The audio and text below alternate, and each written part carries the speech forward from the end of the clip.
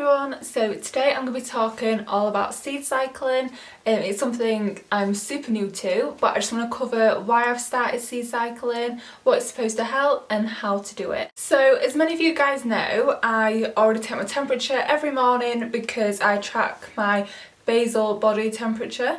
And that is basically just so I can prevent getting pregnant and not take any hormones. It's just like my personal choice of birth control. If you want to learn any more about that, I will leave links in the description to the videos. How I got onto seed cycling, basically within Natural Cycles, the birth control I use, they have like a community page on Facebook, and someone had posted in there a video on what your temperatures mean and what they show, and I thought, you know what, that looks really interesting, so I watched it. And basically my cycle's normal. I have a regular period, and normally I feel like I was getting to where my periods were sorting themselves out after being on the like hormonal birth control.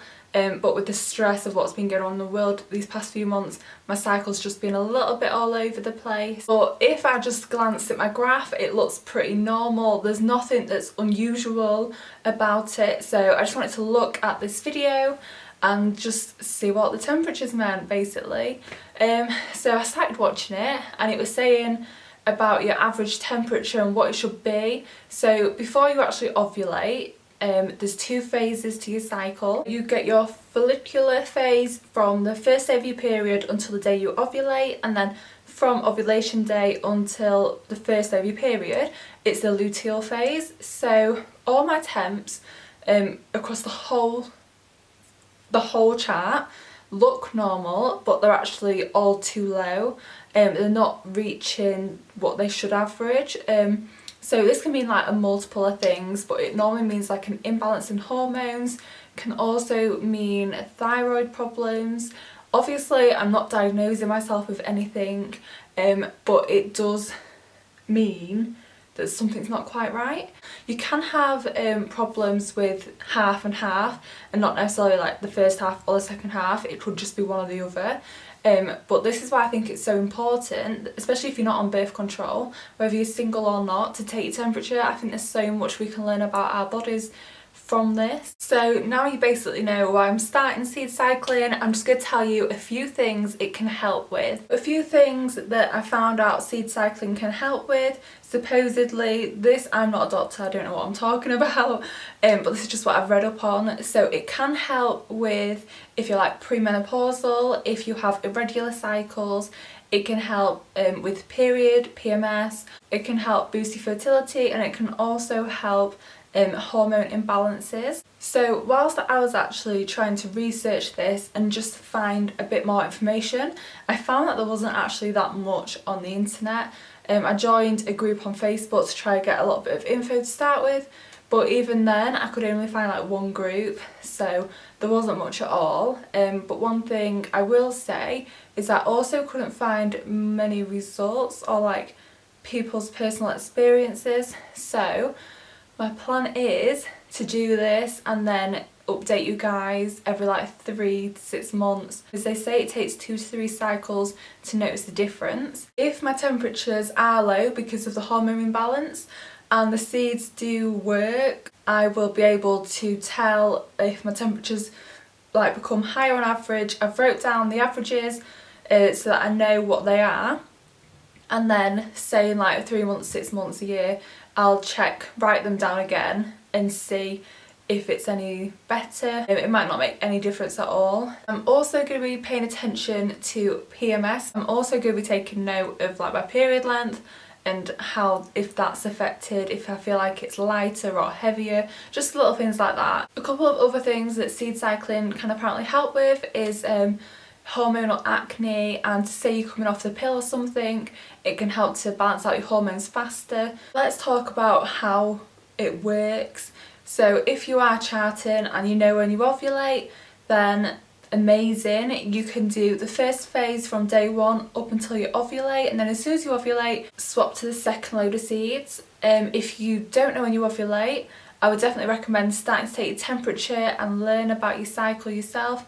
Or if you have super long periods and you just say you're months apart, or you just not too sure, you're very irregular, then they actually do suggest that you follow the moon cycle.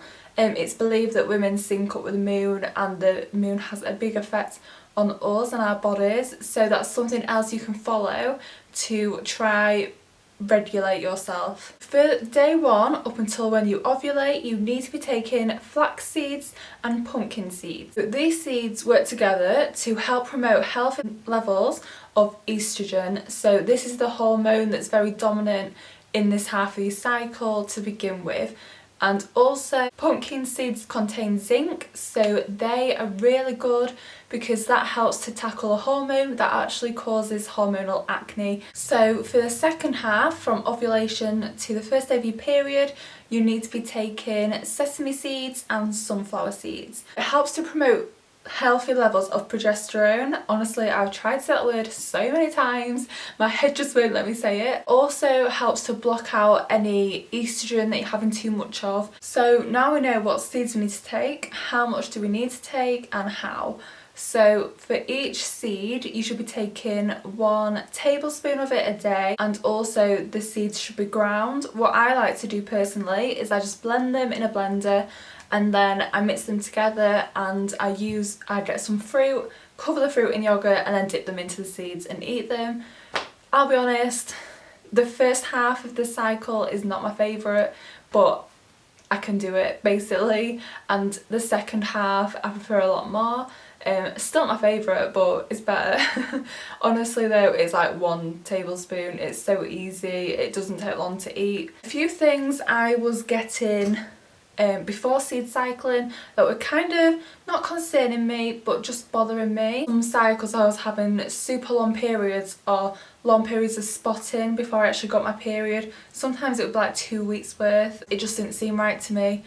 Obviously now I'm not on birth control, I will super quickly notice if something's off or not right. Waking up with night sweats, like for me, I've never had a baby, like it just seems to be happening more often. That's something else I was a bit concerned about, but since seed cycling, and normally I'd say it happened about 2 times a week, since seed cycling, touch wood, it's been nearly 10 days, I think we're on day 9 today, nothing, so that's pretty good.